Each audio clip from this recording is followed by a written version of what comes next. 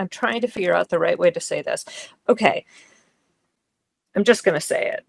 There is to my knowledge, which I find this source very credible, and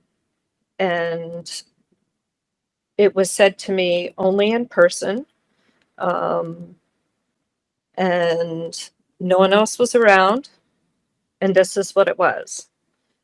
That there is, what I'm assuming, is a counterterrorism or counter-intel operation going on that is attempting in the United States to wrap up all fringe and fringe and further extreme, as they call it, beliefs and activities, and to associate them all in such a way as to be able to call them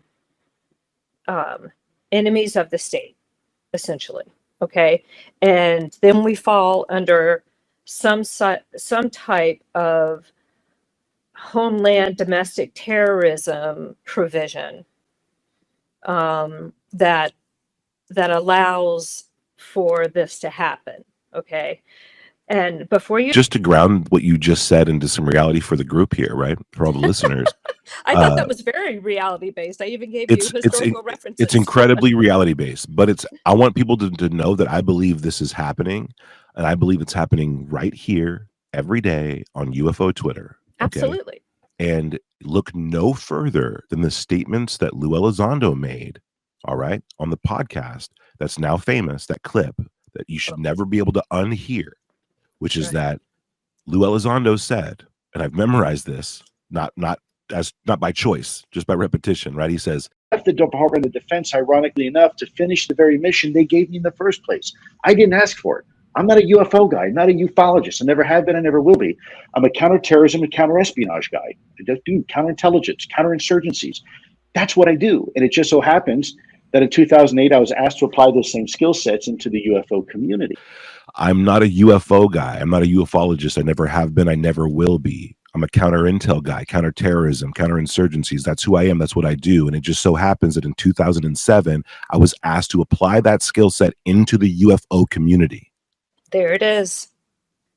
There it is. And I want you to know that I have noticed a pattern of accounts that have been made in 2007, 2008, and 2009 who have very little followers, changed their names, scrub the account, and then come and attack experiencers and people in this community, essentially. And they're often made from those 3 years, 2007, 2008, 2009.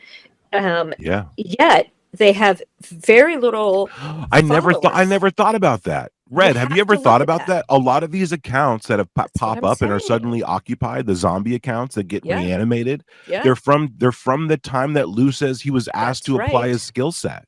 Amen, brother. That's what I'm telling you. Who brought it into the public sphere? Who was the first one that went on the news and the mainstream media picked it up? Elizondo. That's right. Elizondo. This is how that loop goes. Okay. We have, under what they want to wrap us up all with, is the Mormons and the fundamental Latter-day Saints, Scientology, anyone who has like extremist beliefs that are being organized into communities, religious cults, like, well, I think I just mentioned a couple, militias, and those who are claiming it's my daughter. Those who are claiming that we are all enemies of the state, because Scientology and Mormonism, those are both religious cults that are based on contact with beings who were non-human, and they received messages that started a new religion that is now growing in the United States. And they believe in UFOs, they believe in angels, they believe in aliens, beings, all of those things. Okay? So you see how this all works? Do you see the interplay that we experience? Yes. So I wanted to get that out of the way and just remind everyone that we need, as much as possible, because there is an active program going on that is targeting this community and associated communities, we need to really be open to checking our own belief system at the door and talking to each other with, I would say, a more balanced respect, to let the drama go, because the drama is just one of the tools. We have to see all of the engineered divisions between us, and we need to reject them one by one by one. We have to fight against this emotionally and mentally, because that's where they get us. They poke us emotionally.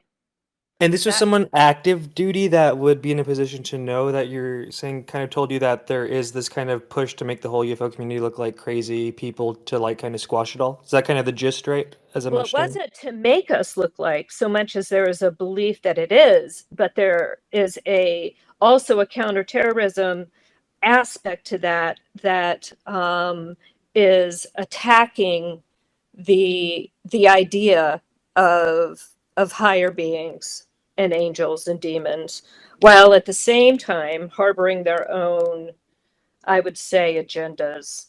And that's another entirely different conversation, I think. But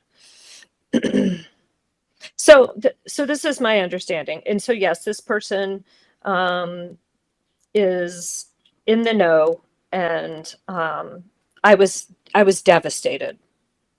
I was devastated when I heard it. But everything, so many things clicked in place for me that I just kind of sat there like, wow, yeah, I see it. I see it all. It's been here the whole time.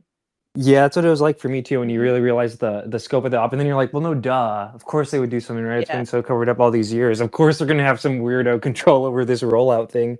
Yeah. So you Feel don't that. have to believe me, but I am telling you the truth about what was said to me.